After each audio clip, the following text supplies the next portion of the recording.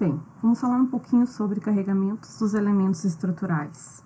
No nosso caso, a gente vai verificar agora o carregamento das nossas lajes, das nossas vigas. Então, nós temos vários tipos de carregamento. Os carregamentos concentrados, por exemplo, o carregamento do pilar, lá na minha fundação. O carregamento distribuído por metro linear. Como exemplo, nós temos a nossa alvenaria, e o carregamento distribuído por metro quadrado, como exemplo, as nossas lajes, nosso revestimento, a carga, carga variável, que está relacionado com o tipo de uso do meu edifício. Vamos começar falando então um pouquinho sobre cada um desses elementos. Então, carregamento concentrado, o exemplo do nosso pilar, que descarrega lá na nossa fundação, ele vai representar uma carga concentrada, que é justamente a reação daquele meu sistema, ou o sistema biapoiado, ou o sistema em balanço, ou o peso, de uma viga em outra viga. Então, quando eu tenho uma estrutura de uma viga que está descarregando em outra viga, a estrutura de um pilar na minha fundação, a minha estrutura de uma viga no meu pilar, ela vai representar uma carga concentrada. Como carregamento distribuído por metro linear, nós temos como exemplo a nossa alvenaria. E aí, a nossa alvenaria, essa carga vai variar se vai ser uma alvenaria de tijolos, uma alvenaria leve, um gesso acartonado. Se essa alvenaria for, por exemplo, de tijolo cerâmico, qual é a posição dessa nossa alvenaria, ou seja, qual é a espessura dessa nossa alvenaria. Para que a gente possa determinar o carregamento, nós precisamos determinar as cargas que representam esses tipos de materiais. E aí, o carregamento distribuído por metro quadrado, por exemplo, peso de uma laje, ele vai levar em consideração o peso da minha viga, o nosso material específico, que nesse caso, o gama específico utilizado é o gama do concreto, que vai ser considerado 25 kN por metro cúbico. Então, pensando nas nossas estruturas, a gente começa calculando a carga da nossa viga, que é o nosso elemento de sustentação. A carga da viga, ou o peso próprio da viga, vai ser igual à base dessa viga, vezes a altura da viga, vezes o gama do concreto. Nesse caso, o gama, 25 kN por metro cúbico. Lembrando que, para concreto armado, estamos utilizando como altura da viga 1/10 do vão. E como base, o mínimo exigido pela norma de 20 centímetros. Já o carregamento distribuído, ele vai representar essas cargas das nossas lajes e dos nossos elementos que são distribuídos na laje e que vão descarregar na nossa viga.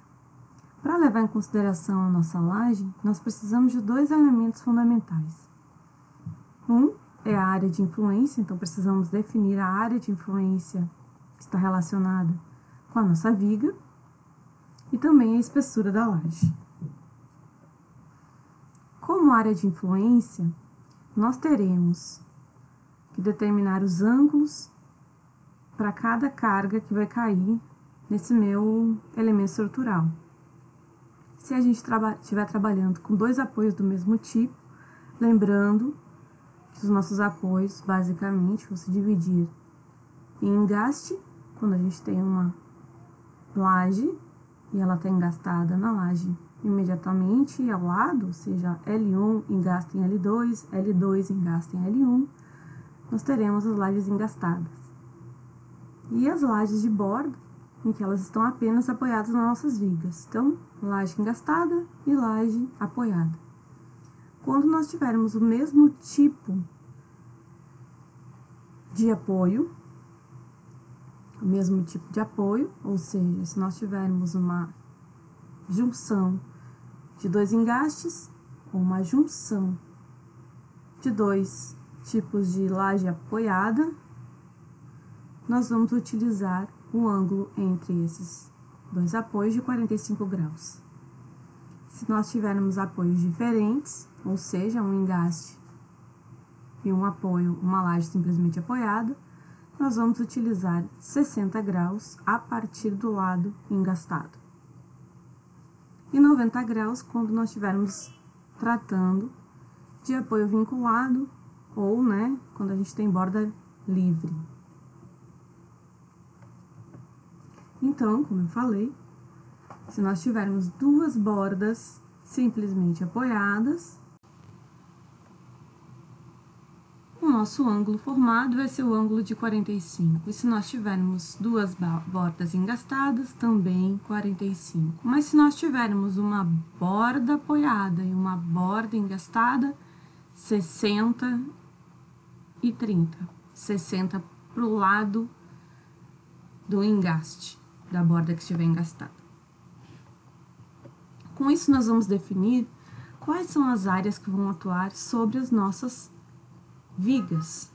Então, aqui representa uma viga, a VX, A VX' representa outra viga, a VY representa uma viga e a VY' representa outra viga.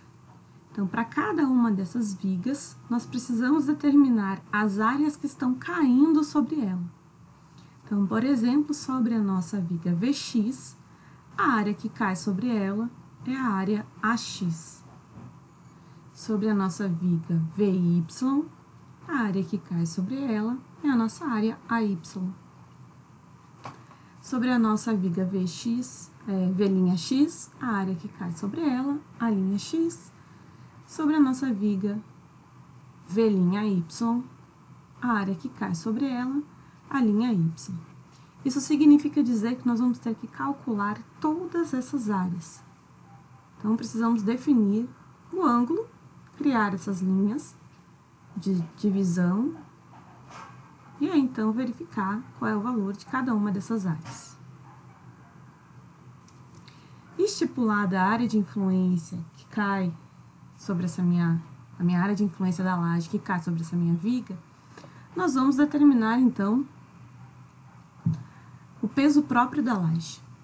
O peso próprio da laje vai ser definido pela espessura da laje vezes o gama do concreto. Esse valor, nós vamos obter o peso para 1 metro quadrado de laje. Precisamos ainda multiplicar este valor pela área de influência que cai na laje e dividir pelo comprimento da viga. Sobre a minha laje, nós temos o revestimento. O revestimento vai ser considerado como carga o valor de 0,5 kN por metro quadrado. Então, para a minha laje, eu vou determinar a área de influência dessa laje, vou multiplicar essa área de influência por 0,5, vou multiplicar essa área pelo valor dessa área de influência que a gente acabou de encontrar, e depois nós vamos dividir pelo comprimento da nossa viga. A sobrecarga. A sobrecarga vai depender do tipo de uso do edifício. Se nós estivermos trabalhando com um edifício residencial, vamos utilizar o valor de 2 kN por metro quadrado. Se estivermos falando de um equipamento público, escola, restaurante, vamos utilizar 3 kN por metro quadrado. Compartimentos de ginástica, centro poliesportivo, teatro, será utilizado 4 kN por metro quadrado. E aí, bibliotecas, precisam ser consultados os valores. Bom, quando a gente determina a sobrecarga, nós também vamos ter um valor por metro quadrado. Então, esse valor, vamos supor que seja um valor de uma carga de uma residência, de um apartamento. Então, nós temos 2 kN por metro quadrado, vamos multiplicar pela área de influência da minha laje e dividir pelo comprimento da minha viga. Quanto à alvenaria? Bom, a alvenaria já é uma carga linear. Se ela é uma carga linear, ela justamente vai ser uma carga em que eu não preciso dividir pelo comprimento da viga, porque ela já está, né, sendo dada por esse meu comprimento. Para determinar o valor da alvenaria, nós vamos utilizar a altura da alvenaria, ou seja, o pé direito, menos a altura da viga, vezes o gama do concreto, que é 25. Mas isso quando a gente trabalha com uma alvenaria de concreto. No nosso caso, não é uma alvenaria de concreto. No nosso caso, vai ser utilizado alvenaria de blocos cerâmicos. Então, nós vamos utilizar a altura da alvenaria, que é o pé direito, menos a altura da viga, vezes o gama do tipo de alvenaria que eu tenho. Então, se a minha alvenaria de cerâmica, de bloco cerâmico, for utilizada aquela mureta que a gente tem de divisão da cozinha, por exemplo, em que a gente vai trabalhar com tijolo a cutelo, o coeficiente a ser utilizado vai ser 0,95. Então, vai ser 0,95 vezes a altura dessa minha alvenaria. Lembrando que a altura da alvenaria é o pé direito menos a altura da viga. Quando nós determinamos a nossa alvenaria interna, nós vamos utilizar o que a gente chama, né, de parede de meia, ou seja, a posição do tijolo. E o gama vai ser utilizado 1,7 kN por metro quadrado. Então, nós vamos pegar a altura da alvenaria e multiplicar por 1,7. E quando nós estamos trabalhando com paredes externas, nós vamos utilizar a alvenaria de uma vez, onde nós temos a espessura dessa alvenaria, que gera uma carga de 3,20 kN por metro quadrado. Então, nós vamos utilizar a altura da alvenaria vezes 3,20.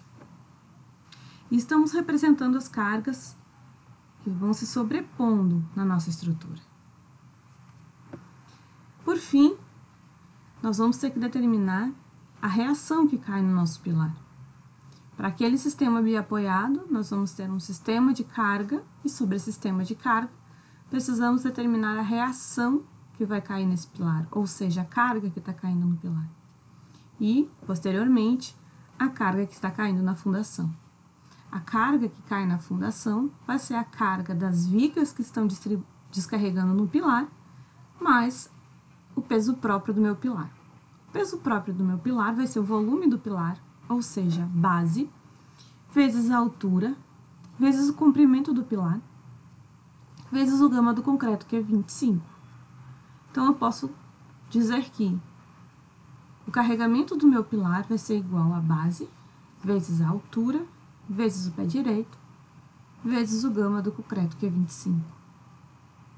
Somando com as cargas que caem das vigas, ou seja, com as reações previamente calculadas das minhas vigas. E aí, eu determino a carga que vai cair lá no meu pilar de fundação. Temos ainda o cálculo de cobertura. E falando de cálculo de cobertura, nós sempre vamos determinar a carga e o carregamento com maior valor. Então, vamos considerar a nossa cobertura um carregamento de telha cerâmica, onde a nossa carga é considerada 1 kN por metro quadrado. Então, vamos pegar a área de influência, multiplicar por 1 e dividir pelo comprimento da minha viga. Lembrando que para determinar a reação, teremos que utilizar, né, sistemas de equação de equilíbrio, onde nós vamos determinar a reação do pilar 1 e a reação do pilar 2. Reação do pilar 2 e reação do pilar 3. Então, nós vamos determinar as reações que estão atuando na nossa estrutura.